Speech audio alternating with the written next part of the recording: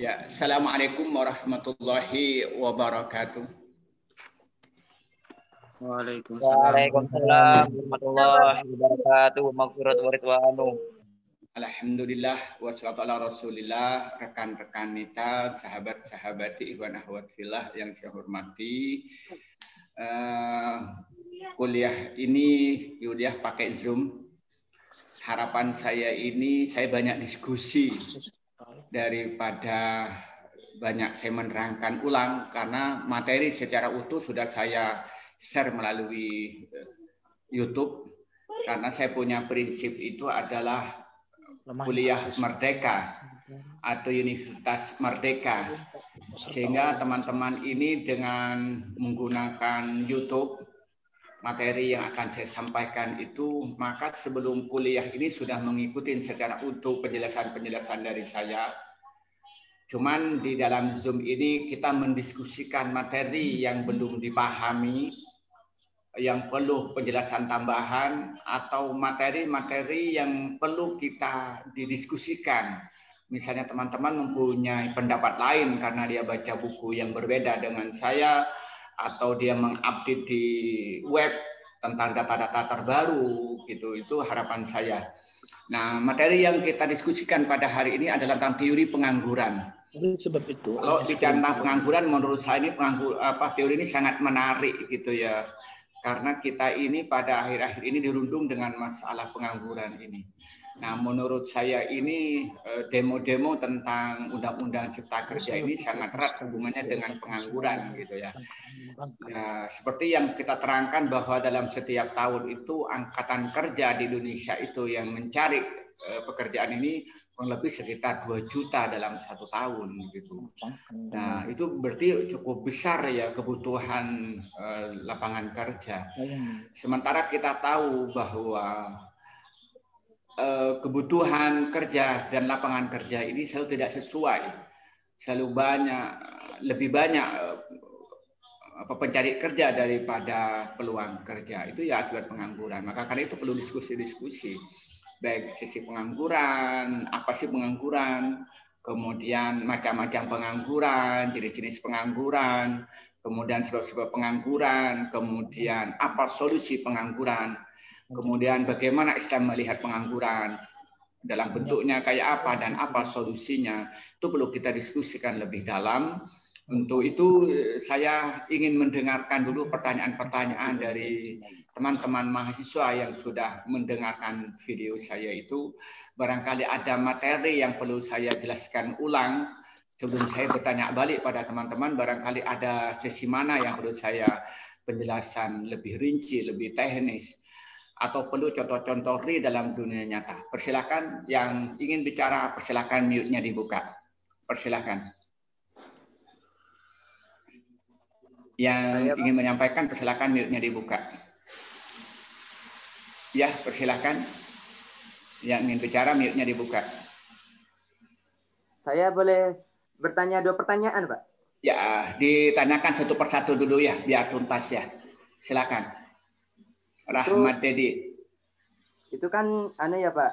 Pertanyaan pertama itu kan di bagian pertama tentang pengertian pengangguran yang Bapak contohkan itu kan orang yang menuntut ilmu atau kuliah dan orang yang belum bekerja tetapi memiliki harta yang banyak bukan termasuk pengangguran. Tapi di bagian pengangguran dalam ekonomi Islam, Bapak itu mengkategorikan orang yang tidak bekerja tapi memiliki uang banyak termasuk pengangguran khairiyah atau pilihan. Nah, itu gimana itu, Pak? Jadi kan definisi pengangguran itu adalah orang yang masuk pada angkatan kerja dan dia mencari pekerjaan dan belum mendapatkannya. Itu yang namanya pengangguran. Kapan usia angkatan kerja itu adalah rentang dari umur 15 sampai umur 64. Nah, ada orang yang sudah umur 15 tahun atau kayak teman-teman mahasiswa di sudah umur 20 tahun atau umur 19 tahun. Lalu dia mencari pekerjaan untuk memenuhi kebutuhan dirinya dan ternyata itu belum mendapatkannya, maka itu termasuk kategori menganggur. karena memang usianya sudah umur 20 dan dia mencari pekerjaan dan ternyata tidak dapat. Itu namanya pengangguran. Nah, tapi ada orang sudah umur 20, kayak teman-teman mahasiswa ini, sudah umur 20, ada umur 19, ada umur 21. Tapi dia itu tidak mencari pekerjaan, walaupun sudah umur 20. Kenapa? Karena masih fokus dalam kuliah. Sehingga dia itu walaupun sudah umur, namun tidak mencari pekerjaan. Tapi dia itu tidak bekerja. Karena apa? Karena fokus untuk kuliah. Berarti dia tidak mencari pekerjaan. Kalau tidak mencari pekerjaan, walaupun sudah umur 20, sudah masuk usia kerja, itu berarti tidak termasuk pengangguran karena tidak mencari. Gitu. Itu. Atau memangnya fokus misalnya masih mondok. Dia sudah umur 20, umur 23, tapi masih di pondok. Dia tidak bekerja karena fokus mencari ilmu. Dia belajar. Dan dia kan tidak mencari pekerjaan. Nah, dalam definisi ini, dia tidak termasuk pengangguran. Karena dia bilang tidak mencari pekerjaan. Dia masih fokus mencari ilmu. Itu lihat dari definisi. Itu yang pertama. Kemudian ketika dalam menurut ekonomi Islam itu, ternyata mendefinisikan pengangguran itu lebih longgar. Jadi kalau ekonomi Islam itu orang yang mencapai usia kerja dan dia nggak bekerja, walaupun dia sebenarnya karena kemauan sendiri nggak bekerja, termasuk kategori pengangguran. Tapi pengangguran disebut namanya pengangguran khiyariyah, pengangguran karena pilihan. Itu termasuk kata pengangguran. Kenapa Islam mendefinisikan pengangguran? Karena orang kaya itu orang tidak produktif. Orang tidak menghasilkan apa-apa. Umumnya sampean ini umur 21, nggak bekerja, kan tidak menghasilkan uang. Tidak bisa memenuhi kebutuhan dirinya. Dan tidak bisa membantu keluarga dalam memenuhi ekonomi. Gitu. Maka dalam ekonomi Islam itu disebut pengangguran, tapi namanya pengangguran khiyariyah. Pengangguran yang sifatnya itu pilihan. Nah, tetapi kalau orang yang memang mencari pekerjaan, dan tidak mendapatkan pekerjaan dan sampai pada usia kerja itu disebut pengangguran, tapi namanya kerja apa? Namanya pengangguran jabariyah, pengangguran yang sifatnya itu terpaksa. Soalnya dia ingin bekerja tapi tidak mendapatkan pekerjaan. Itu penjelasan yang ingin disampaikan di materi di YouTube itu begitu. Jelas ya? Oh, iya, Pak. Ya. Oke, persilakan pertanyaan yang kedua. Rahmat Dedi. Itu Pak di bagian jenis-jenis pengangguran kan ada yang struktural sama siklikal. Nah, yang siklikal itu pengangguran yang diakibatkan karena PHK yang ditimbulkan siklus ekonomi. Sedangkan struktural itu pengangguran yang diakibatkan oleh situasi ekonomi. Tapi Bapak itu mencontohkannya itu hampir sama itu karena di PHK itu. Nah, itu perbedaannya itu apa, Pak? Kalau siklikal itu di mana dia itu jeda. Jadi dia berhenti dari bekerja, kemudian mencari pekerjaan belum dapat. Itu namanya siklikal. Contohnya begini. Sampai ini bekerja misalnya di perusahaan. Lalu sampean merasa nggak cocok dengan perusahaan itu karena gajinya terlalu rendah. Lalu sampean berhenti mencari pekerjaan baru. Ketika mencari pekerjaan sampean belum dapat. Nah, dijedah kayak itu namanya pengangguran siklikal. Jadi sampean berhenti dengan maunya sendiri, kemudian nggak punya pekerjaan dan sampean masih sedang mencari pekerjaan. Itu namanya siklikal. Nah, kalau struktural, sampai itu diberhentikan oleh perusahaan karena memang kondisi perusahaan harus memberhentikan salah satu karyawannya. Bisa jadi karena produksi menurun sehingga memerlukan karyawan lebih sedikit. Atau karena menggunakan teknologi baru sehingga karyawan-karyawan yang tidak dibutuhkan dengan teknologi dia diberhentikan. Itu yang namanya pengangguran struktural. Maka kelihatannya agak mirip, tapi kalau dipahami secara runtut berbeda sekali. Kalau yang pertama itu pilihan dan berhenti dan hanya jeda waktu sebelum dia mendapatkan pekerjaan yang baru. Tapi kalau yang kedua itu memang terpaksa dia berhenti, yang dikeluarkan oleh perusahaan atau situasi ekonomi secara nasional. Bagi misalnya seorang pengusaha, dia berhenti karena situasi nasional misalnya Dia itu perdagangan, dagang es, ternyata musim hujan dia akan berhenti kan. Dagang payung pada musim kemarau, ya berhenti, dia tidak jualan. Siapa yang beli payung di musim kemarau gitu. Itu yang struktural tadi gitu. Jelas ya? Pak, permisi ya. Pak. Ya, persilakan yang lain yang mempunyai pertanyaan persilakan. Pak, yang tadi itu Pak, yang Bapak yang contohkan orang yang sebelumnya bekerja, lalu dia resign dan mencari pekerjaan lain dikarenakan tidak cocok atau bagaimana, tapi belum dapat pekerjaan tersebut. Itu yang Bapak contohkan di sebelumnya itu di Pak, di friksional Pak. Di jenis pengangguran friksional, bukan siklikal Pak. Kalau friksional itu, dia itu antara keterampilan dengan peluang kerja tidak sesuai. Itu contoh friksional. Yang saya contohkan begitu seingat saya. Contohnya begini. Sampai ini punya keterampilan misalnya di bidang akuntansi. Lalu ternyata ada pengumuman lowongan kerja bagian permesinan.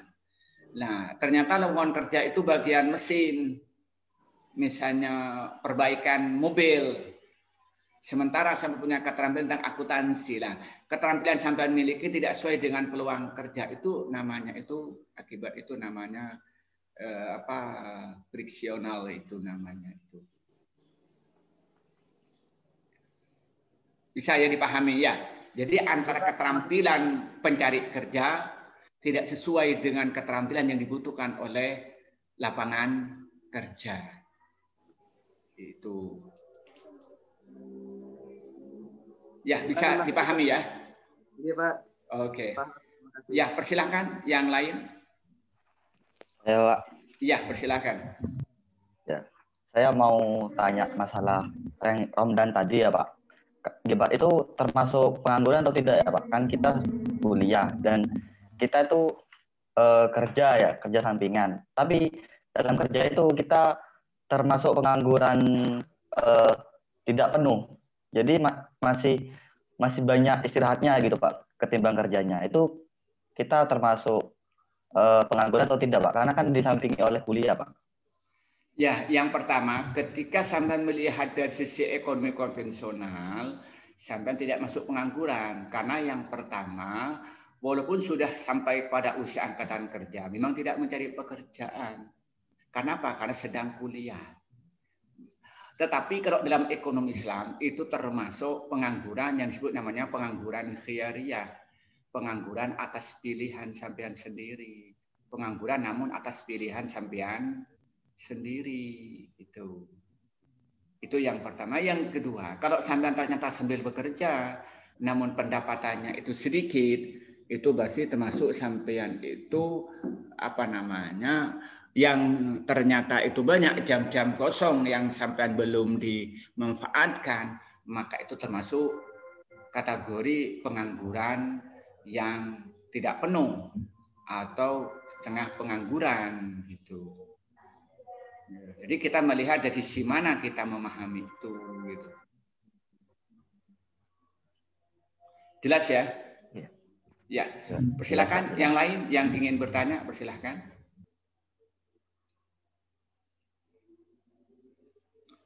Persilakan yang lain yang ingin bertanya. Ya, persilakan.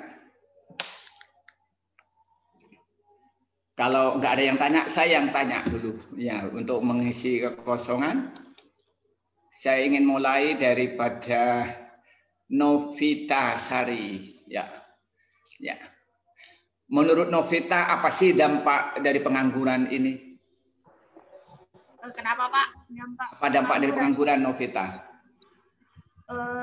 Menurut saya dampak pengangguran ini yang negatif itu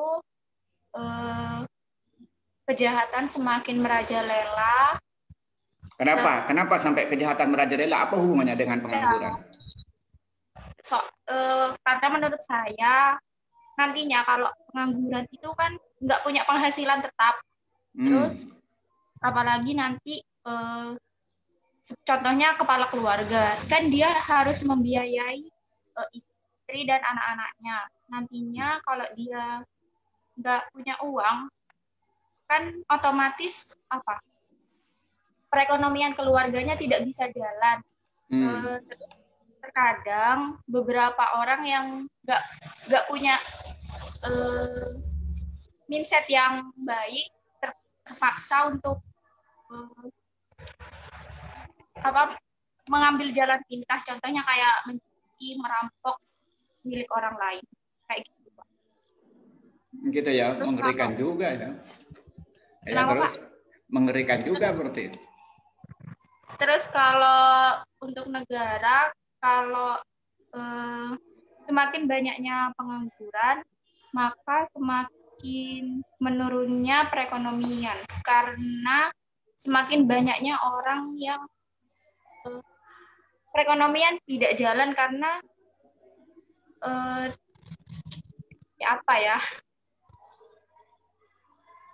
karena yang seharusnya dapat dibeli tidak bisa dibeli. Aduh, saya bingung jelasinnya. Gitu, Pak. Gitu ya. Ya, halo Vina. Ya, Vina. Ya, saya ingin tanya Vina, kira-kira apa menurut Vina itu dampak daripada pengangguran, Vina? Halo? Kelihatannya ada masalah dengan sinyal. Saya ingin tanya pada Rofi'i saja. Halo, Rofi'i. Ya, kira-kira apa menurut Rofi'i itu dampak daripada pengangguran? Kira-kira apa, Pak Rofi'i?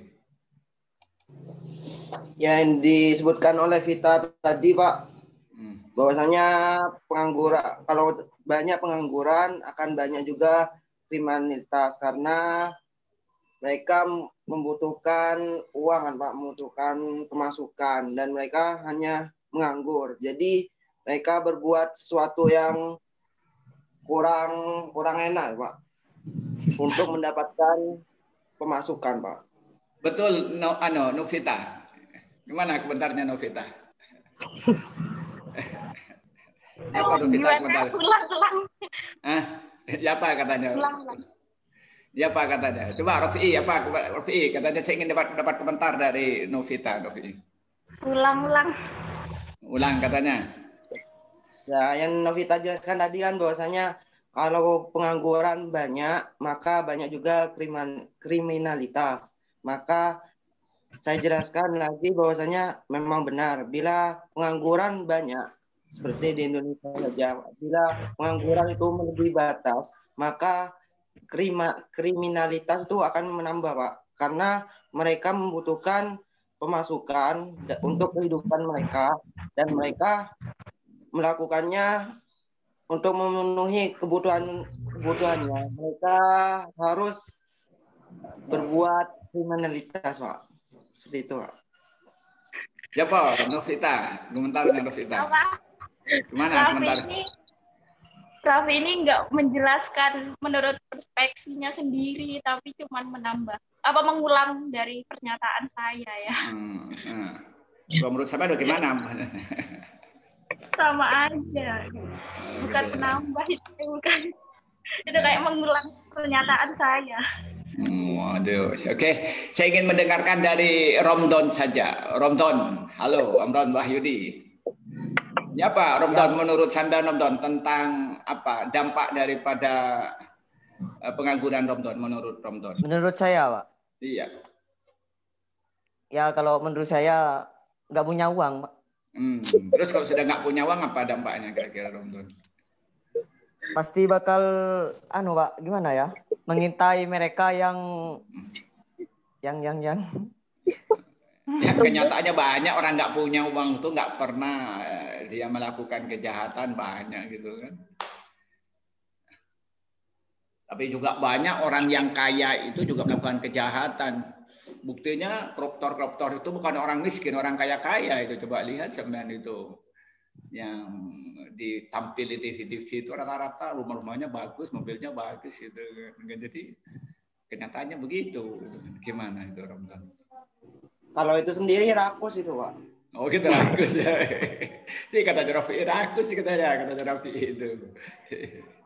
Gimana apa? Mau banyak uang, Mbak? Gitu ya. Saya kita tanya pada Bunga dulu. Bunga. Halo, Iya, Bunga. Pak. Ya. Iya, Pak. Nah, menurut sampean apa sih dampak daripada pengangguran itu?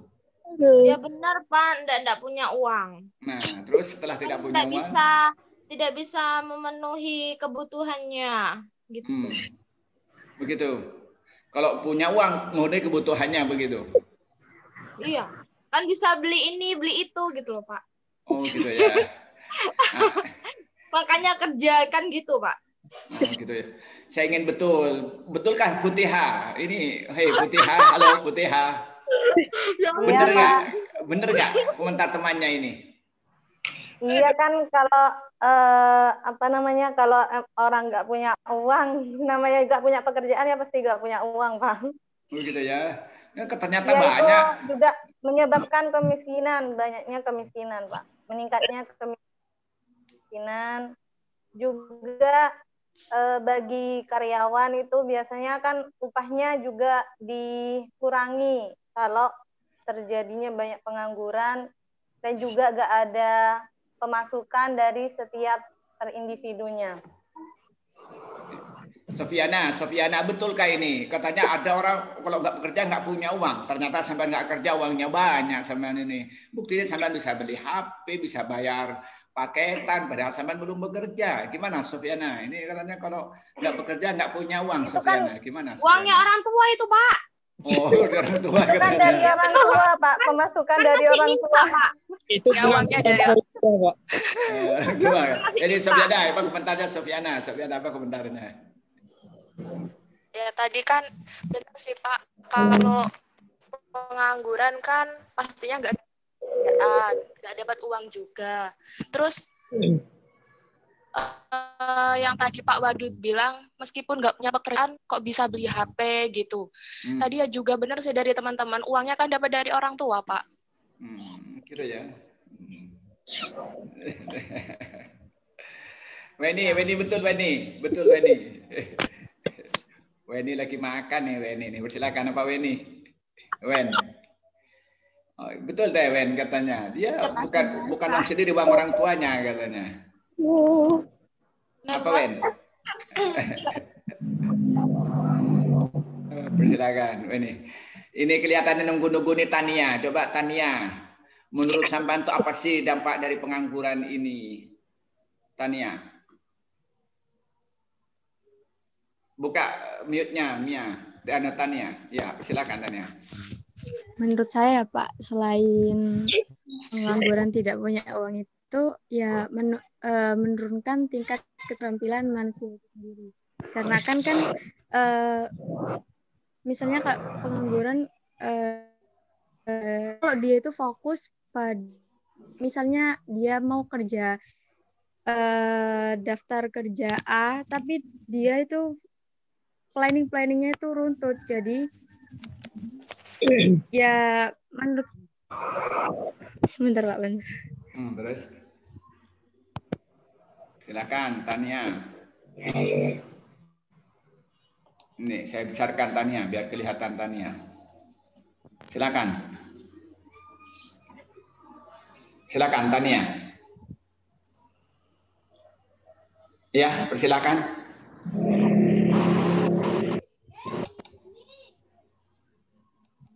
Iya, kelihatannya ada masalah dengan sambungan. Ya, saya ingin mendengarkan dari Siti Munifa.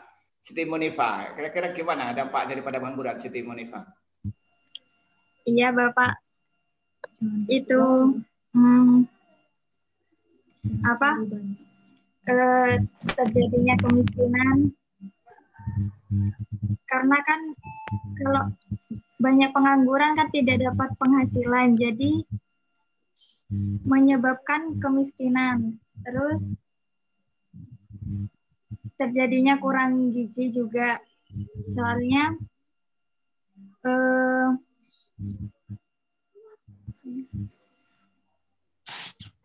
kebanyakan pengangguran kan tidak memiliki penghasilan, jadi berakibat orang-orang tersebut tidak bisa memenuhi kebutuhan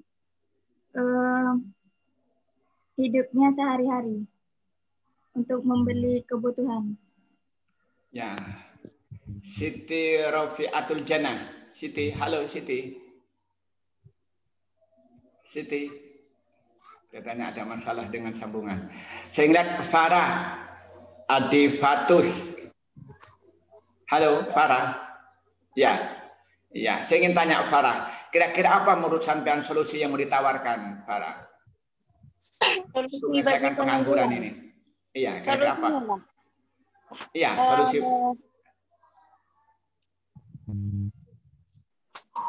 Ya, persilakan Farah. Kelihatan ada masalah dengan sambungan. Saya tanya pada Uswatun saja dulu. Uswatun Hasanah. Halo Uswatun. Uswatun. Uswatun. Waduh, ada masalah sambungan. Oke, Sofiani. Halo Sofiani. Ya. Oke. Ya, Pak. Saya ingin tanya Sofiani, kira-kira menurut sampean apa solusi yang mau ditawarkan dari pengangguran ini supaya tadi dampak kemiskinan, dampak dan sebagainya itu terselesaikan? Kira apa solusi yang mau ditawarkan dari sampean?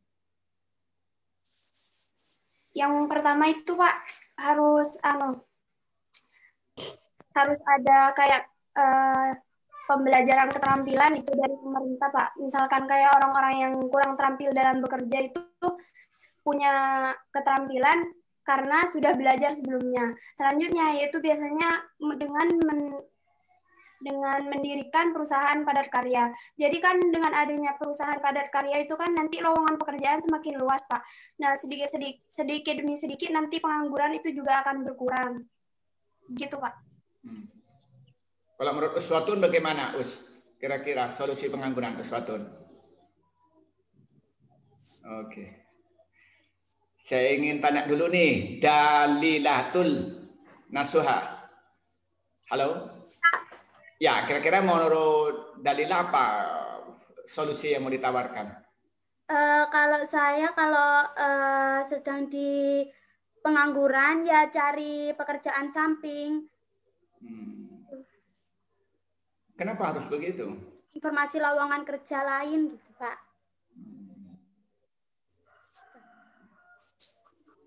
Misal begitu. Coba saya ingin tanya, bagaimana komentar Dita Rahmawati? Dita, gimana Dita? Kira-kira apa tawaran sampean untuk menyelesaikan problem pengangguran ini? Menurut saya dengan membuka atau membeli pelatihan kerja. Jadi pelatihan kerja itu kan orang-orang tuh gak cuma manfaatkan untuk bisa menggunakan buat kayak membuka usaha gitu Pak. Jadi secara nggak langsung apa juga mendapatkan pendapatan. Ya. Kalau Ulfatun bagaimana Ulfatul Hasanah? Ya, apa Pak. kira-kira tawaran sampean untuk menyelesaikan problem pengangguran ini? Gimana Pak? Apa kira-kira apa menurut Ulfa tentang penyelesaian problem pengangguran ini kira-kira? Ulfa, Pak. Ulfa. Kalau menurut saya meningkatkan jiwa kewirausahaan. Kan mestinya setiap orang tuh kan mempunyai keterampilan, tapi apa ya Pak ya? Mempunyai keterampilan kadang kan nggak ditunjukkan gitu Pak. Jadi harus ditunjukkan kemampuannya gitu ya? Iya. Gimana cara menunjukkan Ulfa? Cara menunjukkan itu bagaimana Ulfa?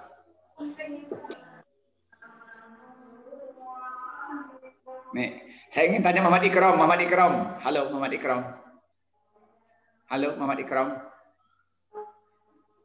Halo, ya. Muhammad Ikram katanya Ulfa untuk menyelesaikan pengangguran itu harus ditunjukkan kemampuannya. Gimana komentarnya Muhammad Ikram kira-kira itu?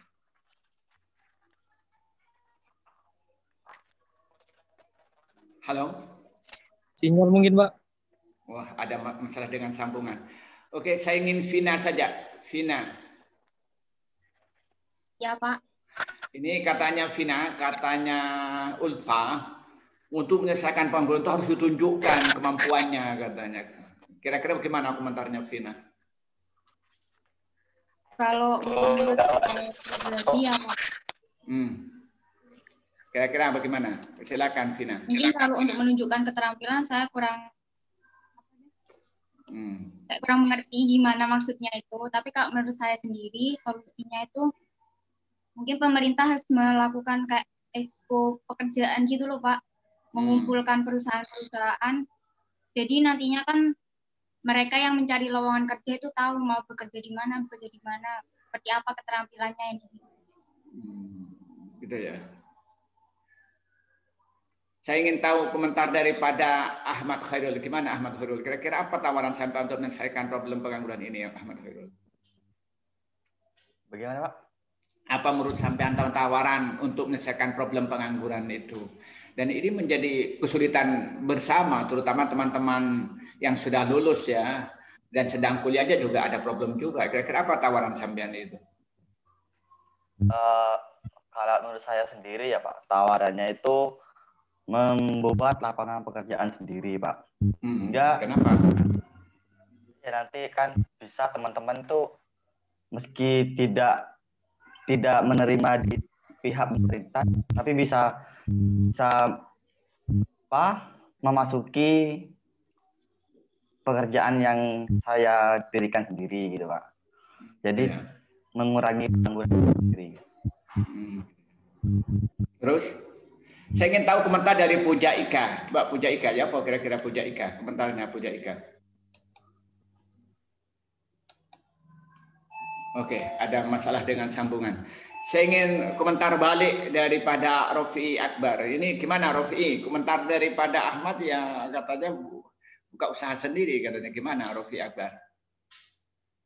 Buka mute-nya Rofi. Ya, silakan Rofi. Ya, itu membuat peluang besar Pak bagi yang pengangguran. Jadi bila kita bisa membuat usaha sendiri, kita juga bisa membantu para pengangguran gitu. Gitu ya. Ya Pak Esil, ya Pak Esil. Halo Esil. Ada masalah dengan sambungan. Ya oke. Coba Futihah, gimana Futihah? Komentarnya apa Futihah? Iya, kenapa Pak? Komentarnya katanya Rofi itu ya buka lapangan kerja, katanya Ahmad Khairul juga begitu. Komentar sama gimana untuk menyelesaikan pengangguran itu? Ya mungkin dengan kita membuka lapangan kerja itu kan biasanya dapat penghasilan lah. Mungkin dari itu juga kalau kita punya usaha, kita bisa mengajak saudara ataupun teman-teman kita yang nganggur sehingga kita bisa mendapatkan pemasukan gitu Bapak untuk memenuhi kebutuhan kita. Okelah, kita sebagai kilas balik pada materi kita bisa dilihat dulu ya. Kita lihat ya tentang pengangguran bisa kita lihat dulu bagaimana kita melihat pengangguran ini ya. Nah, coba kita akan mencoba dulu untuk memahami tentang pengangguran itu. Nah.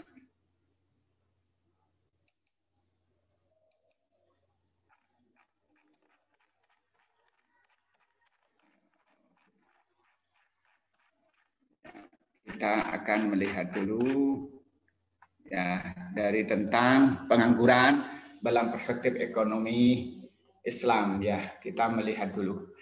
Nah, yang harus kita pahami yang pertama dulu itu tentang pengertian pengangguran itu. Nah, pengangguran itu diartikan adalah orang yang masuk dalam angkatan kerja, yang sedang mencari pekerjaan dan belum mendapatkan pekerjaan. Jadi dia itu yang pertama dia memang umurnya umur bekerja. Yang di situ menurut para ahli itu antara umur 15 dan antara umur 15 sampai umur 64. Karena itu adalah usia-usia produktif. Walaupun kenyataan sekarang itu yang banyak orang bekerja ini setelah umur 22, umur 24. Umur 22 dengan asumsi setelah lulus S1 banyak bekerja. Ada yang banyak bekerja itu pada umur 19, ini setelah lulus SMK. Tetapi kadang-kadang sudah umur 30 dia belum bekerja, selesai S3 baru dia bekerja. Ya kalau kuliah sampai selesai S3 baru mulai bekerja, ada yang macam itu.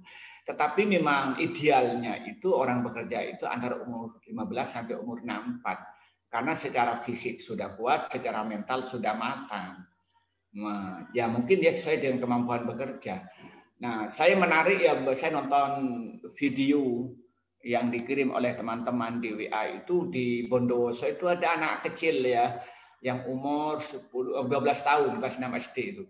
Dia sudah dagang kambing gitu ya, yang videonya viral itu ya, ketika dia naik sepeda motor, ditangkap oleh polisi karena usianya masih anak-anak, dan belum punya SIM gitu. Tapi dia kan menunjukkan bahwa dia umur 6 tahun kelas 6 SD sudah pintar dagang kambing gitu ya. Sudah bisa beli motor sendiri, bisa membiayai hidup sendiri, bisa beli bensin sendiri. Itu kan menarik gitu ya. Mengalahkan teman-teman yang sudah kuliah S1 ya. Itu mengalahkan teman-teman yang sudah besar-besar begini umur 20 masih minta gaji pada orang tua gitu ya. Tadi bilang gajiannya dari orang tua, itu menarik gitu ya. Di dalam sejarah itu Nabi Muhammad itu umur 8 tahun itu sudah bekerja, beliau itu. Sudah bekerja, dia itu memelihara kambing penduduk Mekah. Rasulullah itu pada waktu itu untuk menunjukkan bahwa manusia ini harus bekerja. Seorang nabi oleh Allah itu diskenariokan itu umur 8 tahun sudah bekerja dia itu. Dengan cara apa? Dia bekerja, dia itu memelihara kambing milik penduduk Mekah dan kemudian mendapat pendapatan dari itu. Nah, pada umur 12 tahun Rasulullah itu sudah bersama dengan pamannya. Dia dagang ke Syria. Dia itu sudah membawa dagangan antar negara, sudah ekspor impor. Coba bayangkan, Rasulullah itu tinggal di Mekah sudah ke Syria.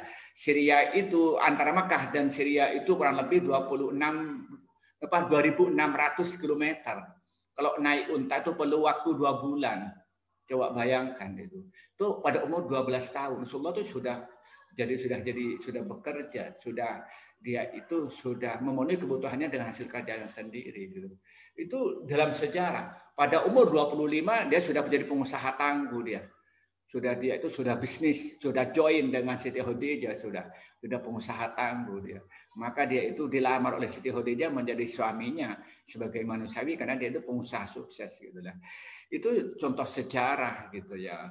Nah, ini gambaran-gambaran tentang pengangguran. Nah, maka kalau berangkat dari definisi ini, kalau ada orang sudah umur 15 tahun atau lebih sampai umur 20 kayak teman-teman mahasiswa ini, tapi dia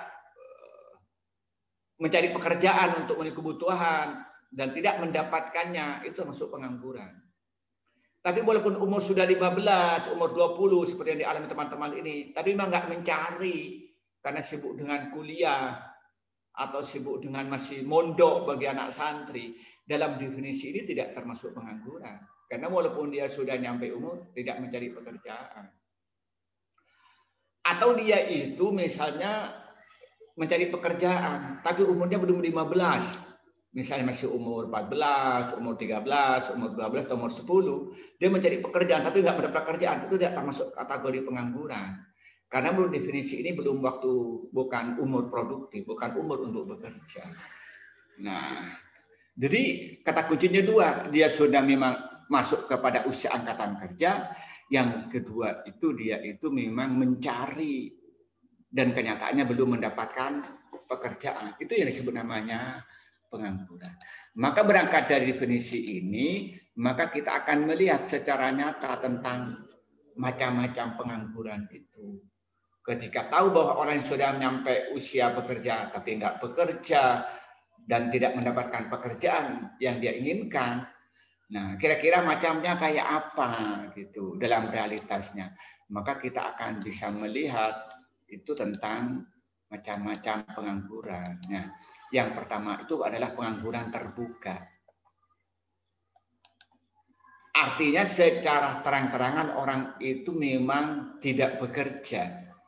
Baik tidak bekerja memang dia tidak menjadi karyawan di sebuah perusahaan, tidak menjadi karyawan di sebuah instansi, atau tidak menjadi pegawai, baik bebas sama pegawai negeri, itu sudah jelas itu. Itu namanya pengangguran. Atau dia memang tidak menjadi pengusaha, jadi dia tidak usaha, tidak dagang, bahasa kita tidak dagang sampingan, dia tidak dagang kambing, dia tidak dagang baju, atau tidak pakai bisnis online dan sebagainya, memang dia tidak bekerja, dia tidak sebagai karyawan yang tidak menjadi pengusaha. Itu namanya sebagai pengangguran terbuka. Jadi dia itu sehari-hari pekerjaannya itu hanya diam saja, paling diisi dengan main HP, ya WA teman-teman sambil ketawa-ketawa lah gitulah. Atau kalau sudah capek pakai WA, mungkin dia itu pakai Line, ya telepon-teleponan karena murah dan ringan, terutama kalau telepon ke luar negeri pakai Line gitu ya. Dan Line sudah capek, lalu dia itu main FB gitu ya, update status lah gimana gitu, atau lihat apa akunnya orang gitu ya, status yang baru. Kalau sudah capek, lalu pindah ke IG ya, Instagram, ya mungkin update status atau ngelihat akunnya orang lain. Sudah capek, pindah ke Twitter. Twitter sudah capek, pindah lagi ke YouTube, nonton berita-berita terkini, nonton film, ya dan apalah. Sudah capek, baru buka-buka web, browsing. Nah, itu hidupnya. Setelah itu ngobrol, ngopi, tidur gitu ya. Itu apa pengangguran terbuka gitu ya. Nah, kemudian berikutnya pengangguran tersembunyi. Pengangguran tersembunyi itu orang itu secara kasat mata dia bekerja, tapi sebenarnya nggak bekerja. Kenapa? Karena dia itu sudah mengerjakan pekerjaannya orang lain. Nah, dicontohkan begini. Ada sebuah perusahaan yang perusahaan ini sebenarnya perlu karyawan, misalnya jumlahnya 20 orang. Jadi dia dengan 20 orang pekerjaan itu sudah bisa diselesaikan. Tapi apa? Ternyata dia itu perusahaan itu merekrut karyawan 25 orang. Berarti kelebihan tenaga 5. Nah, yang seharusnya sehari kerja itu misalnya 8 jam, hanya kerjanya menjadi 7 jam. Karena ada tambahan karyawan yang 5 yang tidak diperlukan itu. Misalnya seminggu harus kerjanya misalnya 6 hari, menjadi 5 hari. Karena kelebihan karyawan. Maka sebenarnya yang 5 ini pengangguran. Karena tanpa kedatangan dia pekerjaan sudah selesai. Itu namanya pengangguran tersembunyi. Kelihatannya bekerja, tapi sebenarnya tidak bekerja. Karena dia itu kerja di suatu di area yang sebenarnya dia tidak diperlukan. Itu namanya pengangguran tersembunyi. Dan ini banyak terjadi di sekitar kita, ini banyak. Yang orang itu kelihatannya bekerja tapi sebenarnya tidak bekerja karena dia itu diisi oleh orang lain. Sebenarnya dia itu mengisi kosongan saja. Nah, berikutnya itu adalah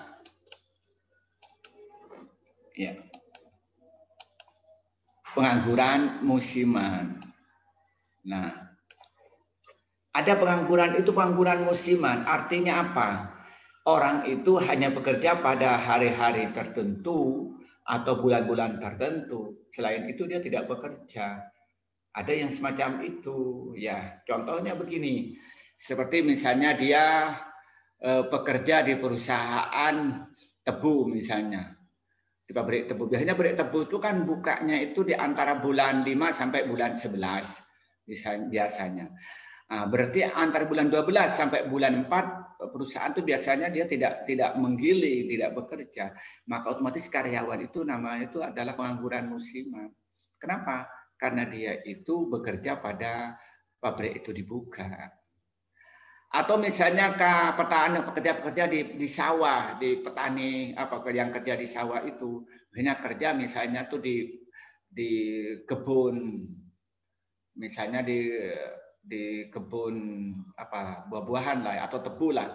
Tebu misalnya dipakai ketika nanam dan ketika nyangkul. Nah, pokoknya bulan 1 sampai bulan 2 kerja orang. Antara bulan 3 sampai bulan 5 misalnya nggak ada pekerjaan, kan berarti itu nganggur, maka itu namanya pengangguran musiman. Atau seorang pengusaha, misalnya dia dagang payung misalnya. Nah, payung ini kan laku ketika musim hujan, ketika musim kemarau, siapa orang yang membeli payung? Berarti pengusaha payung itu ketika musim kemarau dia berarti pengangguran, nggak bekerja, nggak punya pendapatan apa-apa. Atau misalnya pedagang es di daerah-daerah tertentu, biasanya es itu kan laku ketika musim kemarau, ketika musim hujan jarang orang beli es biasanya sih. Nah, berarti dia itu adalah pengangguran musiman gitu. Ketika banyak pembeli, waktu orang dagang ya berarti dia tidak pengusaha. Tapi ketika dia berhenti karena situasi cuaca, termasuk pengangguran musiman gitu.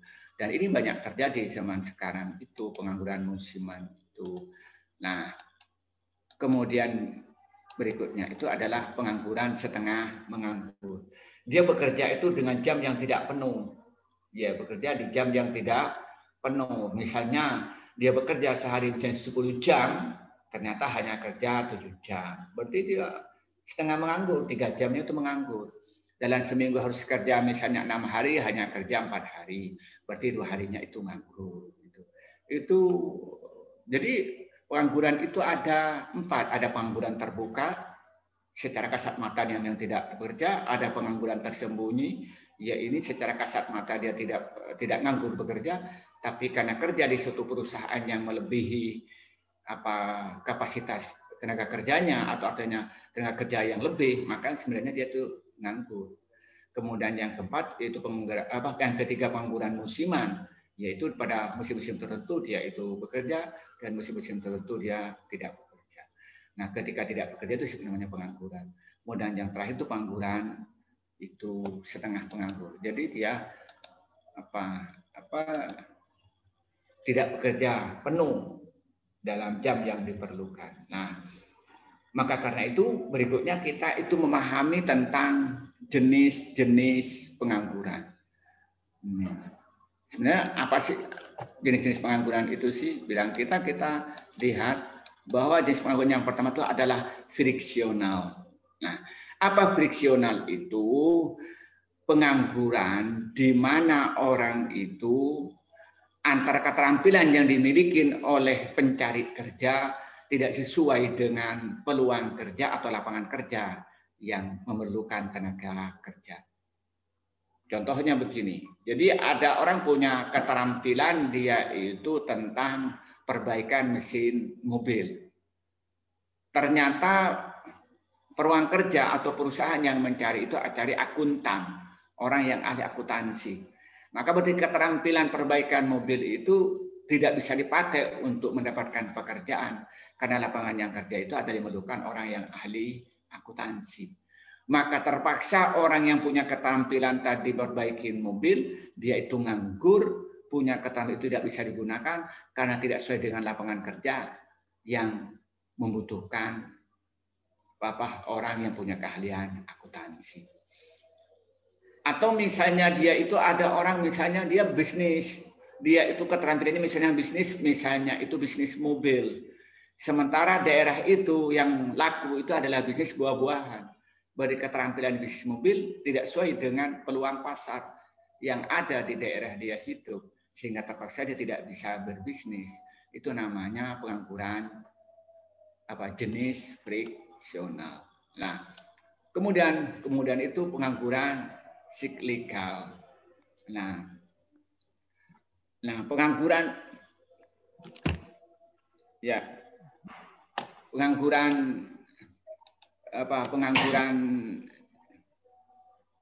pengangguran siklikal itu yaitu di mana pengangguran siklikal itu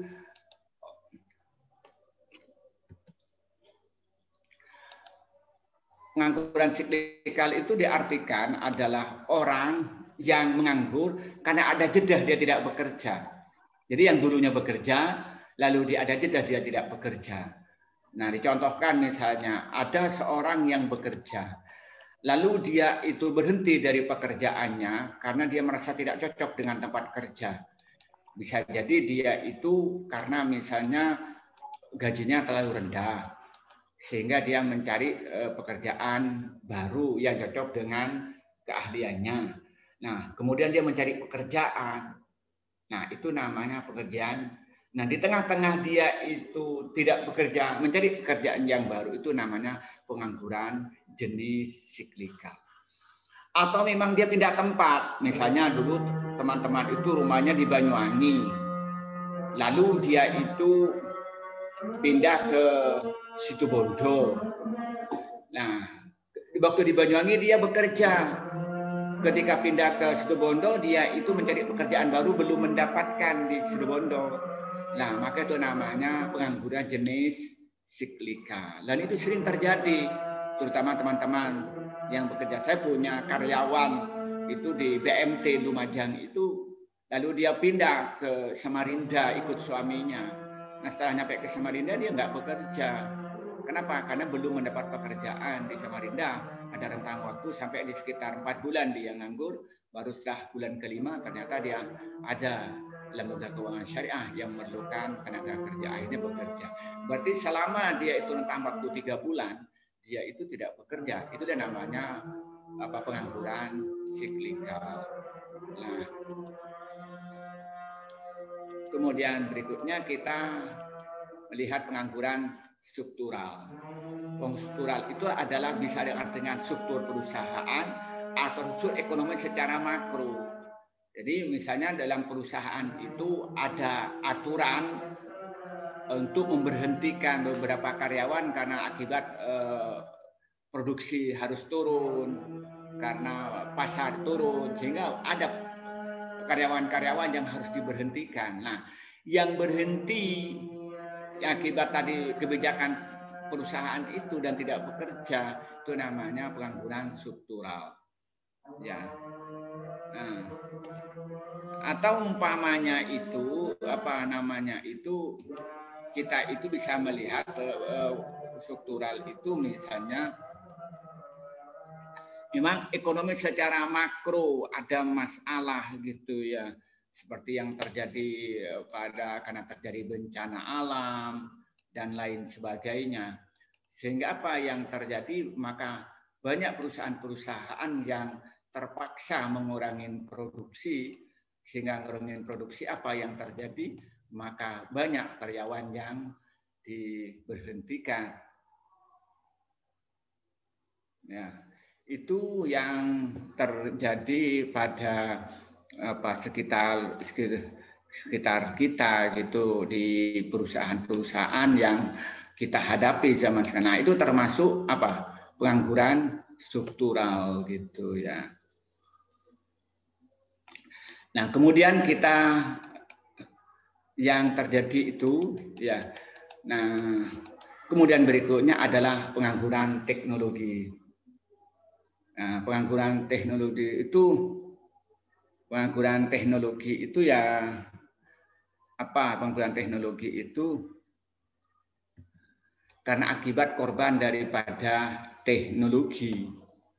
Misalnya perusahaan itu menggunakan teknologi baru sehingga banyak karyawan yang harus diberhentikan. Misalnya dulu menggunakan akuntansi manual sehingga perlu banyak tenaga kerja untuk mengerjakan administrasi. Lalu dia menggunakan komputer sehingga banyak karyawan-karyawan yang diberhentikan karena sudah tidak memerlukan karyawan banyak lagi. Berarti itu korban teknologi. Atau umpamanya di pedesaan itu kadang-kadang itu dulu itu kalau panen itu pakai tenaga manusia, sekarang sudah maju pakai tenaga mesin. Dulu itu kalau panen 1 hektar perlu sampai 5 orang, sampai 6 orang. Sekarang cukup 2 orang. Akibatnya 3 itu nganggur. Nah, itu namanya akibat teknologi. Atau umpamanya pengantar surat. Dulu itu pengantar surat itu sangat diperlukan dengan jumlah yang banyak. Nah, sekarang ternyata banyak pengurangan tenaga pengantar surat karena sedikit orang yang mengirim surat, karena surat sudah menggunakan teknologi WA, bisa menggunakan email dan lain sebagainya. Itu namanya pengangguran yang diakibatkan oleh teknologi, maka itu namanya jenis pengangguran teknologi. Nah, setelah kita mengetahui dengan jelas tentang apa pengangguran, macam-macam pengangguran, jenis pengangguran, maka kita harus memahami berikutnya tentang dampak dari pengangguran itu apa.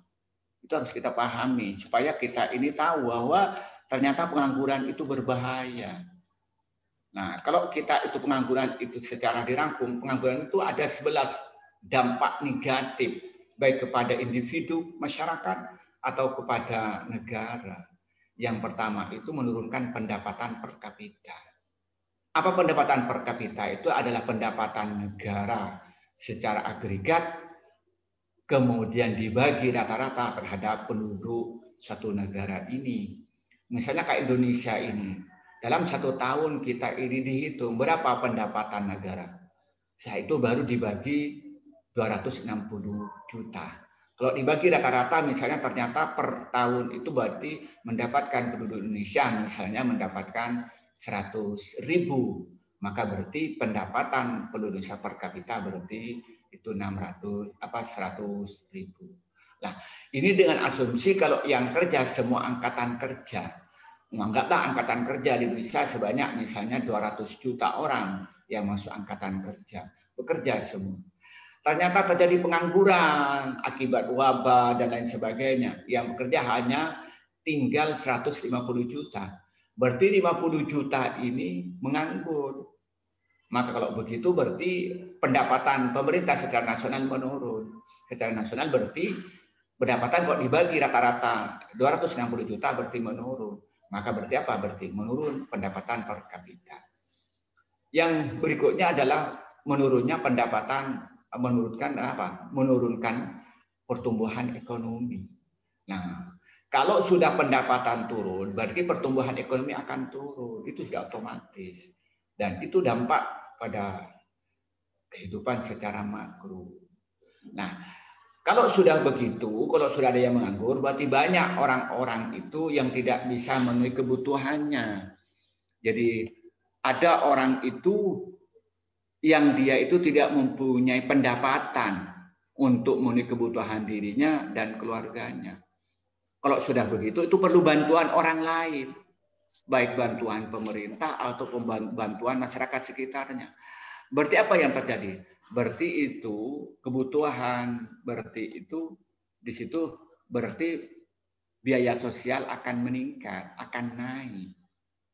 Tadi digambarkan misalnya penduduk Indonesia itu 200 juta yang masuk angkatan kerja, ternyata 50 jutanya belum mendapatkan pekerjaan, berarti yang 50 itu perlu dibantu untuk memenuhi kebutuhan sehari-hari, terutama kebutuhan pokok, sandang dan pangan. Maka berarti apa? Biaya sosial akan tinggi, subsidi akan naik, berarti infak sedekah harus dinaikkan. Itu yang kedua. Kemudian yang ketiga, menurunkan aktivitas perekonomian. Nah, kalau sudah banyak orang yang menganggur, berarti banyak orang yang nggak bekerja. Kalau nggak banyak orang yang bekerja, berarti kegiatan ekonomi itu turun. Berarti aktivitas ekonomi itu menurun. Itu sudah otomatis. Karena banyak orang yang nggak bekerja, berarti banyak tidak menjalankan aktivitas ekonomi. Nah, berarti aktivitas ekonomi itu turun. Itu dampak daripada pengangguran yang ketiga. Kemudian yang keempat, menurunkan penerimaan negara. Nah, kalau ekonomi itu turun, maka otomatis pajak pada pemerintah turun, baik pajak langsung maupun tidak langsung. Ketika pajak langsung dan tidak langsung itu turun, berarti otomatis pendapatan negara itu turun. Itu sudah otomatis. Jadi umpamanya dulu itu misalnya itu yang bekerja itu 200 juta mendapat sekian triliun. Kalau ternyata yang bekerja itu hanya 150 juta orang, berarti mesti turun. Bayar pajak akan mengurang. Dan kenapa? Produktivitas perusahaan turun, berarti bayar pajaknya turun. Dan juga orang-orang yang punya uang itu turun, berarti aktivitas jual beli turun. Begitu terjadi. Nah, itu kemudian yang kelima itu menurunkan tingkat keterampilan. Nah, orang-orang yang menganggur otomatis dia tidak bekerja. Ketika tidak bekerja, maka otomatis keterampilan yang dia dimiliki itu tidak dilakukan. Akibatnya dia bisa mulai kurang keahliannya, bahkan hilang sama sekali. Contoh, dia punya keterampilan misalnya perbaiki mobil, bekerja di sebuah perusahaan bengkel mobil. Ternyata dia diberhentikan, otomatis dia nggak bekerja. maka lama-lama keterampilan memperbaiki mobil itu akan hilang. Itu sudah. Atau dia itu keterampilannya karena nggak dipakai, dia tidak ada perbaruan-perbaruan lagi, sehingga itu yang terjadi akan turun. Kemudian yang keenam, kegiatan distribusi kurang lancar, maka distribusi akan turun. Pendistribusian pendapatan tidak lancar lagi karena tidak bekerja. Pendistribusian barang juga tidak lancar lagi karena pembeli tidak mengurang. Kemudian yang keenam, terjadinya kemiskinan. Wah, makin banyak yang menganggur, bagi orang miskin itu tambah banyak. Kenapa miskin? Itu adalah orang yang tidak mempunyai pendapatan sama sekali. Atau dia punya pendapatan tapi tidak mencukupi terhadap kebutuhan, itu namanya miskin. Kalau di dalam Islam itu ada fakir, ada miskin. Kalau fakir itu orang yang tidak punya pendapatan sama sekali, itu namanya fakir. Kalau miskin itu orang yang punya pendapatan namun tidak memenuhi kebutuhan, itu namanya miskin.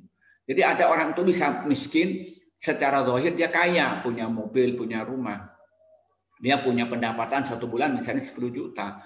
Tapi cicilan mobilnya dia 7 juta, cicilan rumahnya 5 juta, biaya sekolah anaknya sekian. Sehingga dia itu kategori miskin dalam Islam. Kenapa? Karena pendapatan tidak sesuai dengan lebih tinggi daripada kebutuhan. Tetapi yang maksud di sini kemiskin di sini adalah termasuk kata fakir dalam agama.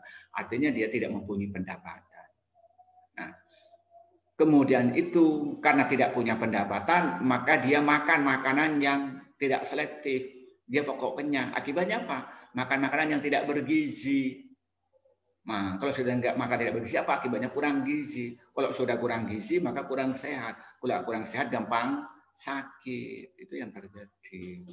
Yang paling mengerikan ketika orang itu banyak orang yang menganggur, sementara kebutuhan mendesak, maka orang yang tidak beriman kepada Allah maka mencari alternatif yang jalan pintas, bisa melakukan pencurian untuk memenuhi kebutuhan dirinya, kebutuhan keluarganya, atau dia itu menipu dan sebagainya. Walaupun kenyataannya yang mencuri bukan hanya orang miskin saja, banyak orang-orang kaya yang mencuri. Buktinya yang terlibat di korupsi itu bukan hanya orang miskin, juga banyak orang kaya. Kemudian yang ke-10 itu produktivitas tenaga kerja itu rendah.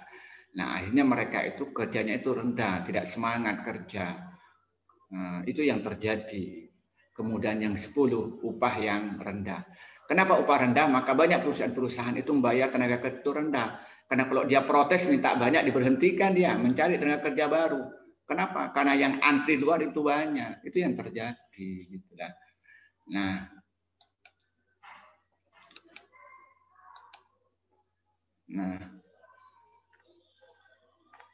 maka karena itu kita akan melihat berikutnya adalah penyebab-penyebab pengangguran. Kenapa pengangguran itu terjadi? Jadi, semuanya tidak menginginkan terjadi pengangguran. Saya yakin pemerintah tidak menginginkan negaranya itu banyak pengangguran. Secara individu, pasti teman-teman mahasiswa tidak ingin dirinya termasuk kategori orang yang menganggur. Tapi kenapa ini terjadi menganggur? Apa sebab pengangguran? Nah, bisa kita lihat. Paling tidak itu penyebab pengangguran itu ada 4 ya. Kita bisa melihat itu penyebab pengangguran itu ada 4. Yang pertama itu tidak sebanding penawaran dengan permintaan pekerja. Artinya orang yang mencari pekerjaan itu lebih banyak daripada lowongan kerja yang ada. Misalnya orang yang mencari kerja di angkatan kerja setiap tahun itu 2 juta orang. Sementara lapangan kerja hanya terdiri dari 1 juta. Berarti kan 1 jutanya tidak mendapatkan pekerjaan. Maka dia menjadi pengangguran. Itu yang terjadi. Dan ini terjadi di negara-negara di dunia. Ya, seperti di Indonesia, di Malaysia, dan banyak di negara-negara maju, Singapura juga banyak terjadi, walaupun persentasenya berbeda satu sama lain. Karena angkatan kerja lebih tinggi daripada peluang kerja. Kemudian yang kedua itu turunnya pengeluaran total dan output. Jadi produk secara agregat itu menurun. Kalau sudah menurun, berarti apa? Membutuhkan tenaga kerja itu lebih turun. Kalau sudah lebih turun, berarti banyak orang-orang yang tidak diperlukan. Maka banyak perusahaan-perusahaan yang merumahkan tenaga kerjanya atau memutuskan hubungan kerja atau mem-PHK dan sebagainya. Itu yang terjadi. Kemudian yang ketiga itu perubahan teknologi. Ya ini umpamanya dulu perusahaan menggunakan padat karya berubah kepada padat investasi. Jadi dulu misalnya menggunakan tenaga manusia, menggunakan tenaga robot misalnya. Dulu itu kalau pabrik besi misalnya banyak menggunakan tenaga manusia, ternyata menggunakan tenaga robot, ya otomatis manusia harus banyak diberhentikan. Atau dulu itu pakai manual akuntansi, ternyata menggunakan sistem komputer. Maka itu juga akhirnya terpaksa banyak yang tidak mendapatkan pekerjaan. Kemudian yang 4, waktu yang dibutuhkan untuk mencari pekerjaan. Artinya banyak orang tuh mencari kerja harus memerlukan waktu yang lama. Nah, dan ternyata dia itu belum dapat gitu. Itu termasuk penyebab dari pengangguran. Nah, kalau kita sudah tahu tentang sosok pengangguran, apa yang harus kita lakukan berikutnya? Maka kita harus mencari solusinya. Kira-kira apa solusi untuk menyelesaikan pengangguran ini? Nah, supaya teman-teman ini tidak termasuk korban daripada pengangguran itu, kira-kira apa solusinya? Maka kita harus mempelajari tentang solusi yang harus kita lakukan untuk menyelesaikan pengangguran ini kira-kira apa gitu. Maka yang pertama itu menyelenggarakan bursa tenaga kerja. Ya kita mungkin melakukan expo, pameran, perusahaan-perusahaan yang mencari tenaga kerja. Sehingga orang-orang yang punya keterampilan itu akan datang mencari informasi apakah ada lapangan kerja, apakah ada peluang kerja sesuai dengan keterampilan yang dimiliki. Itu sehingga terjadi informasi perusahaan yang memerlukan tenaga kerja dengan tenaga kerja yang memerlukan pekerjaan. Itu pentingnya penyelenggaraan bursa tenaga kerja. Yang kedua, informasi lowongan kerja. Di zaman sekarang ini zaman modern, zaman online, ya bisa nanti itu misalnya pemerintah, terutama dinas Kementerian Tenaga Kerja itu ada web khusus yang di situ itu adalah menampung tentang peluang-peluang kerja atau lowongan kerja yang diperlukan oleh perusahaan-perusahaan di Indonesia. Maka misalnya diwajibkan untuk melaporkan semua industri Indonesia tentang tenaga kerja yang diperlukan. Sehingga orang-orang mencari bekerja tinggal melihat, mengakses di web yang dimiliki oleh pemerintah itu. Seperti yang terjadi di Malaysia, itu saya dapatkan begitu. Jadi selalu diupdate setiap minggu itu tentang lapangan kerja yang bisa dimanfaatkan oleh pencari kerja. Dan juga di Indonesia juga mulai begitu di Kementerian Tenaga Kerja bisa kita lihat di situ lowongan-lowongan kerja. Nah, berikutnya itu memberikan pelatihan kerja. Bahasa kita ini adalah pelatihan prakerja gitu. Nah, mungkin dia itu banyak perusahaan-perusahaan yang memerlukan tenaga kerja tapi tidak sesuai dengan keterampilan yang dimiliki oleh pencari kerja. Nah, maka itu perlu diadakan pelatihan supaya dia itu sesuai dengan kebutuhan pasar. Atau dia membutuhkan pelatihan-pelatihan sehingga pada akhirnya dia bisa buka usaha sendiri. Bisa buat pelatihan, misalnya itu buat baju, sehingga nanti teman-teman itu bisa menjadi pengusaha baju. Misalnya buat pelatihan kuliner misalnya, sehingga nanti dia buka warung-warung atau restoran misalnya. Dia buat pelatihan misalnya tentang YouTube misalnya, tentang video, tentang editing, sehingga akhirnya menjadi YouTuber misalnya. Jadi buat pelatihan-pelatihan kerja gitu. Nah, berikutnya itu membuka lapangan kerja sebanyak-banyaknya. Yaitu mungkin ini pemerintah yang bisa melakukan dengan mendorong investor supaya buka usaha di negeri tertentu itu, atau nanti misalnya memberikan kebijakan-kebijakan, aturan-aturan yang mempermudah investor untuk buka usaha baru gitu. Atau misalnya itu dengan menurunkan suku bunga atau menurunkan nisbah sehingga pelaku-pelaku bisnis itu tertarik untuk mengembangkan usahanya, tertarik untuk buka usaha baru, sehingga pada akhirnya akan membuka lapangan kerja baru. Kemudian berikutnya itu meningkatkan peredaran modal usaha. Nah, mungkin menurunkan suku bunga, memberikan pinjaman kepada kepada atau kelompok usaha kecil itu. Jadi bagaimana banyak ada modal atau pinjaman yang bebas bunga untuk UMKM, sehingga UMKM itu nanti usaha kecil menengah itu akan lebih dinamis lagi karena mendapatkan pinjaman yang lunak dalam mengembangkan usaha gitu. Atau misalnya itu nanti itu aturan untuk bisa mendapatkan dana bantuan itu, bantuan modal itu lebih dipermudah lagi. Atau umpamanya pemerintah proaktif kepada pengusaha-pengusaha yang riwayat kerjanya itu bagus, kinerjanya bisnis itu baik, sehingga otomatis peredaran uang itu akan lebih banyak dan pada akhirnya bisa membuka lapangan kerja baru. Yang paling penting untuk mahasiswa itu adalah meningkatkan jiwa kewirausahaan. Nah, terutama teman-teman ini perlu diberikan pelatihan tentang kewirausahaan. Mereka perlu tanamkan jiwa kewirausahaan. Ya mungkin bisa mereka itu diajarin bagaimana bisnis online, sehingga mereka itu nanti bisa bisnis online sambil kuliah. Apalagi sekarang ini kuliahnya online. Bagaimana dia bisa bisnis online? Bisa menjual produk-produk khas daerahnya masing-masing. Kayak di Lumajang bisa menjual keripik nangka, keripik pisang, keripik manicu misalnya. Misalnya kalau Banyuwangi bisa membuat misalnya keripik buah naga, buat sari buah naga misalnya kalau di Banyuwangi itu yang karena banyak buah naga. Nah itu kan bisa itu ditanamkan jiwa kewirausahaan sehingga dia itu nanti berpikir bagaimana dia menciptakan lapangan kerja untuk dirinya sendiri dan kalau mampu bisa membuka lapangan kerja untuk orang lain.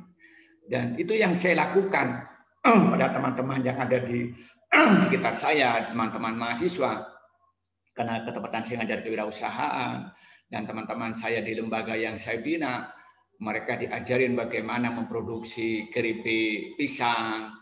Alhamdulillah kita bisa menembus ke luar kabupaten karena dijual secara online. Bisa kita diajarin bagaimana membuat kerupuk beras. Itu juga berjalan dengan bagus. Kita buat pelatihan-pelatihan, menjual alat-alat kosmetik itu dan sebagainya. Itu kita tanamkan juga kewirausahaan. Sehingga nanti itu peluang kerja lebih banyak. Lapangan kerja lebih banyak karena orang lomba-lomba menciptakan lapangan kerja, tidak lomba-lomba untuk mencari pekerjaan. Mungkin nanti teman-teman setelah lulus dari kuliah ini sudah punya pekerjaan yang mapan karena sejak kuliah semester 3 sudah melatih diri menjadi seorang pengusaha. Sehingga ketika nanti lulus sudah settle bisnisnya itu. Kemudian yang terakhir itu transmigrasi. Nah, kita pindah.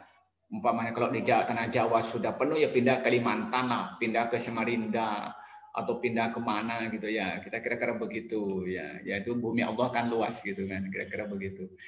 Ya mungkin bisa kerja ke luar negeri lah. Kalau di Indonesia ada yang pergi ke Malaysia, pergi ke Singapura, ke Thailand, Arab Saudi, Brunei dan sebagainya. Nah, jadi cara mengatasi pengangguran itu yang kita tawarkan itu ada 7. Yang pertama menyelenggarakan bursa tenaga kerja. Yang kedua informasi lowongan kerja. Yang ketiga memberikan pelatihan kerja. Yang keempat membuka lapangan kerja sebanyak-banyaknya.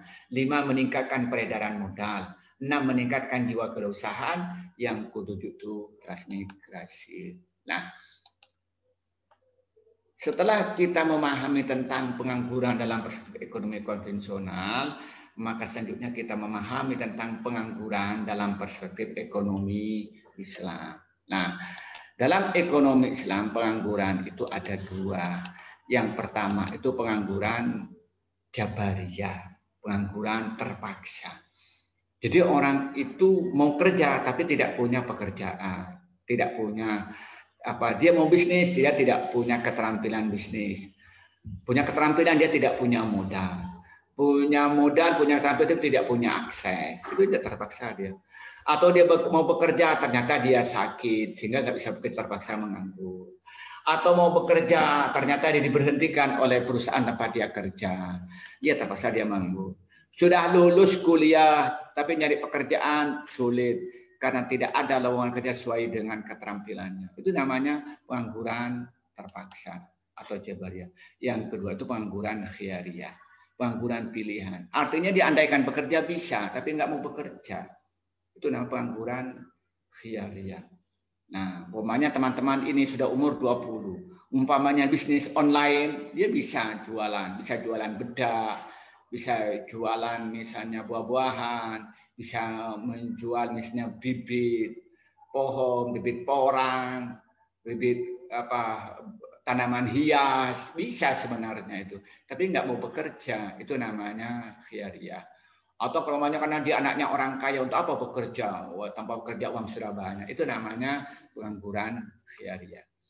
Nah, maka karena itu setelah kita mengetahui bagaimana kita Islam menawarkan solusi-solusi pengangguran ini, bagaimana cara mengatasi pengangguran ini. Nah, maka karena itu kita ada beberapa tawaran, paling tidak ada 2 tawaran. Yang pertama itu mekanisme individu, jadi pendekatan individu. Kalau dia pengangguran khiyariyahnya karena malas, maka kita beri motivasi tentang etos kerja supaya dia mau bekerja. Nah, itu yang terjadi. Kalau ternyata dia tidak punya keterampilan, diberikan pelatihan keterampilan supaya dia punya keterampilan. Kalau dia itu karena tidak punya modal, kita diberikan modal. Kalau dia itu tidak mempunyai akses, kita beri akses. Itu ke individu. Itulah.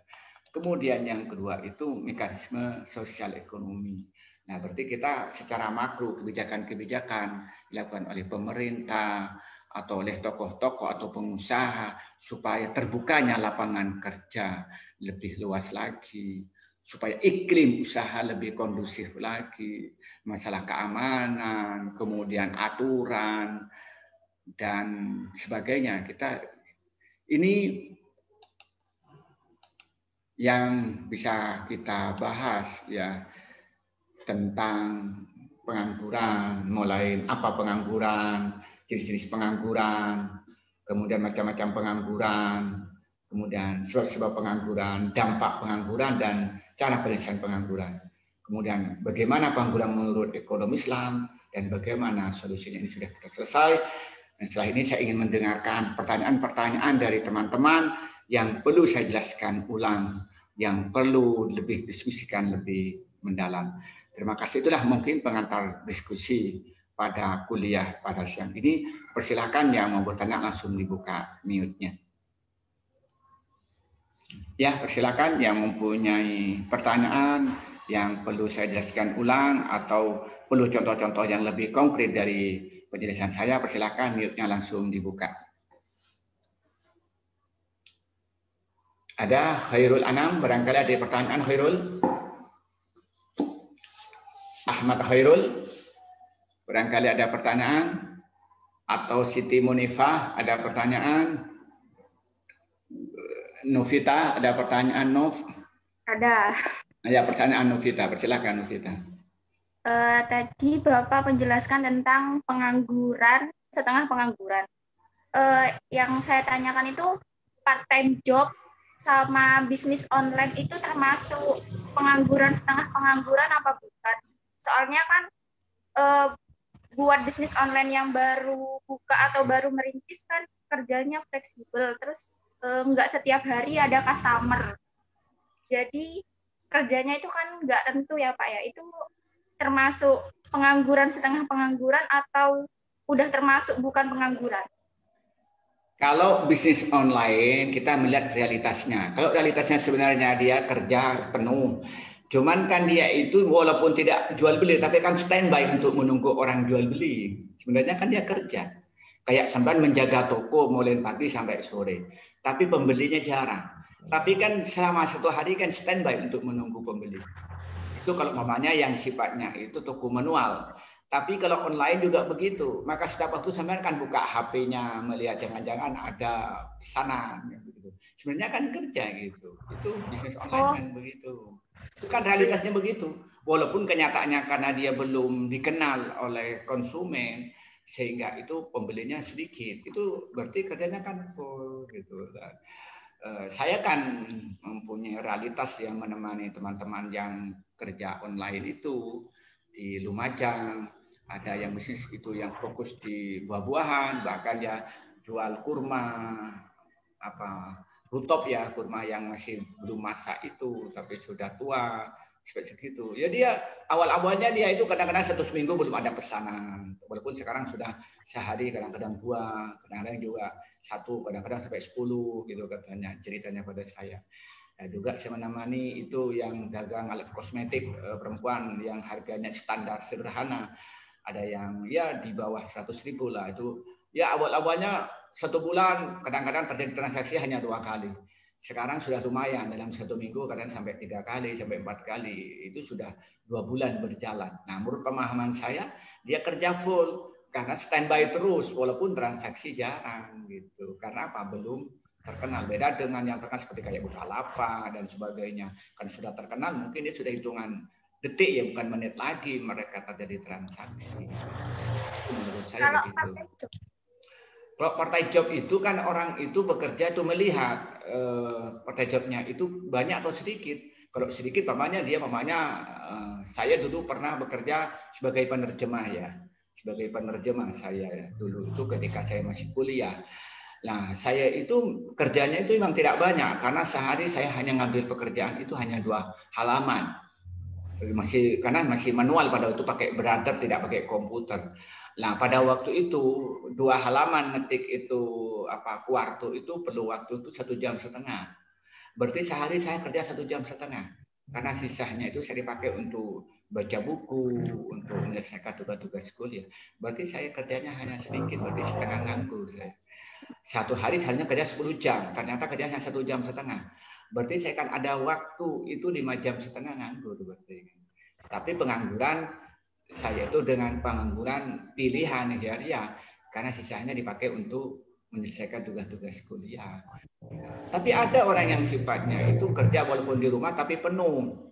Ya, ketika saya itu dulu sudah lulus itu walaupun sifatnya itu di rumah tetap kerjanya banyak karena saya ngambil beberapa pekerjaan sebagai penerjemah, kemudian penulis lepas di sebuah majalah, akhirnya juga kerja dari pagi sampai malam gitu. Walaupun kerjanya kerja lepas, tapi karena banyak yang saya ambil, kerja itu jadi non-stop mulai pagi sampai malam gitu. Jadi ngelihat jumlah jam yang digunakan untuk menyelesaikan pekerjaan itu untuk pengangguran atau tidak. Ya. Silakan yang lain barangkali ada pertanyaan langsung buka mute-nya kalau yang mau tanya. Ya, persilakan. Barangkali Siti Munifah ada pertanyaan. Ya, Teresa, barangkali ada pertanyaan. Sofiani, ada pertanyaan? Atau Muhammad Rofin, barangkali ada pertanyaan? Silakan, barangkali Muhammad Rofin ada pertanyaan. Puja Eka, Sri Rohmawati, Diana Halida, Sofiani, Dita Rahmawati, nggak ada ya? Atau Sofiana, misalkan Sofiana. Assalamualaikum warahmatullahi wabarakatuh. Waalaikumsalam. Silakan Sofiana. Saya lihat video itu ya Pak. Iya. Kan pengangguran kerja tapi tidak dalam waktu jam standar. Nah, itu bingung Pak. Bedanya pengangguran tersembunyi sama pengangguran setengah menganggur. Waktu Zoom barusan ya Pak Wadud itu jelasin ini di pengangguran setengah menganggur itu hampir sama kayak pengangguran tersembunyi itu Pak. Jadi ilustrasinya begini, pengangguran sembunyi begini. Orang sebenarnya nggak kerja karena pekerjaan itu sudah dikerjakan oleh orang lain gitu. Ilustrasinya begini, umpamanya ada warung ya. Yang warung itu kecil, hanya memerlukan karyawan 5 orang misalnya. Dengan 5 orang itu pekerjaan itu selesai. Nah, ternyata dia itu punya saudara yang nggak bekerja, 2 gitu ya. Lalu direkrut. Nah, hakikatnya yang 2 itu kan nggak kerja kan? Karena tanpa dia bekerja, pekerjaan itu selesai untuk 5 orang. 5 orang yang sudah ada cukup untuk menyelesaikan pekerjaan. Nah, maka berarti dia sebenarnya yang 2 itu menganggur. Kenapa akibatnya? Maka otomatis dia akan mengurangi kegiatan tenaga kerja yang ada. Dan dirinya itu hanya melaksanakan yang seharusnya dikerjakan oleh orang lain. Maka hakikatnya dia itu menganggur, walaupun kelihatannya tidak menganggur. Maka disebut namanya pengangguran tersembunyi. Ini yang pertama. Contoh pengangguran yang umpamanya setengah menganggur, dia itu tidak mengerjakan pekerjaan dengan jam yang standar. Misalnya orang itu kalau bekerja sehari 8 jam, misalnya masuk jam 8, pulang jam 4. Ternyata dia masuk jam 8, pulangnya jam 12. Berarti kerjanya hanya 4 jam. Berarti apa? Berarti 4 jamnya dia menganggur. Maka disebut namanya setengah menganggur. Memang perusahaan itu berikan kebijakan kerjanya itu hanya setengah hari. Nah, itu yang terjadi. Kayak umpamanya kayak BMT saya. BMT saya itu masuknya jam 7, pulangnya itu jam 1. Berarti dia itu ada 2 jam yang nganggur dia berarti. Itu kerja tidak full, setengah menganggur karyawan saya. Karena yang banyak pengawal karyawan saya di BMT itu adalah ibu-ibu. Kemudian yang kedua itu sasaran bisnisnya itu kepada Blico. Blico itu jam 11 sudah sepi. Jam 12 sudah nggak ada orang. Kalau jam kerja dinaikkan, kan nganggur mereka di kantor, hanya diam-diam aja. Maka kebijakan masuknya jam 7. Kalau orang masuk jam 8, saya masukkan jam 7. Di BMT saya 4 orang itu. Karena jam 7 mereka sudah pergi ke pasar, narik. Sampai jam 10, mereka pulang. Baru ke kantor ngitung-ngitung uang sampai jam 12. Jam 12 selesai semua, jam 1 baru dia pulang gitu. Karena kebijakan yang saya lakukan, kalau menurut saya ngambil jam lebih itu sudah enggak ini. Nah, berarti karyawan saya ini setengah menganggur. Berarti ada 2 jam yang mereka tidak dimanfaatkan. Kerjanya hanya 6 jam sehari. Gitu. Bisa dipahami maksudnya ya? Berarti kalau pengangguran setengah menganggur itu bekerja tapi tidak dalam waktu jam standar, Pak? Ya, itu namanya itu. Tapi kalau tersembunyi sebenarnya pekerjaan itu sudah dikerjakan oleh orang atau dia mengerjakan pekerjaannya orang gitu. Pengangguran tersembunyi itu apa? Ya, sebenarnya dia itu mengerjakan pekerjaan orang. Tanpa dia sebenarnya pekerjaan itu sudah selesai gitu. Maka dia sebenarnya itu menganggur dia itu. Sebenarnya nggak kerja. Seperti yang saya gambarkan tadi itu perusahaan hanya perlu 5 orang, ternyata merekrut 7. Berarti 2-nya itu menganggur. Nah, atau dia itu kerja kontrak gitu ya, seperti yang saya lakukan kerja nerjemah itu. Saya kerja sehari hanya 1,5 jam dulu ketika saya itu masih kuliah. Berarti saya itu 5,5 jam saya nganggur dalam konteks ini, karena saya kerja hanya 1,5 jam, hanya ngetik itu 2 lembar dalam sehari. Karena itu saya mengingat kewajiban kuliah saya banyak yang harus saya kerjakan. Maka saya itu memutuskan kerja itu hanya 1,5 jam dalam sehari dan kerja sesuai dengan kuliah saya. Karena kuliah saya di sastra Arab pada waktu itu ya saya nerjemah dari Arab ke Indonesia gitu. Itu pada waktu itu juga mendukung terhadap kuliah saya, keterampilan bahasa Arab dan bahasa Indonesia gitu. Dan itu yang membuat sampai sekarang saya itu menjadi penulis. Maka pada waktu saya kuliah itu menghasilkan saya 28 buku. 28 buku yang saya terjemahkan dari Arab ke Indonesia gitu.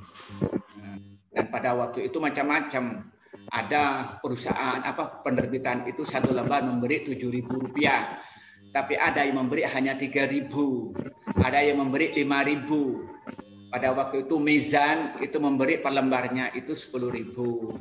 Kemudian Gema Insani Press itu per lembarnya memberi 7.000. Nah, kemudian ada penerbitan kecil per jamnya hanya memberi per lembarnya itu hanya memberi 3.000 per lembar.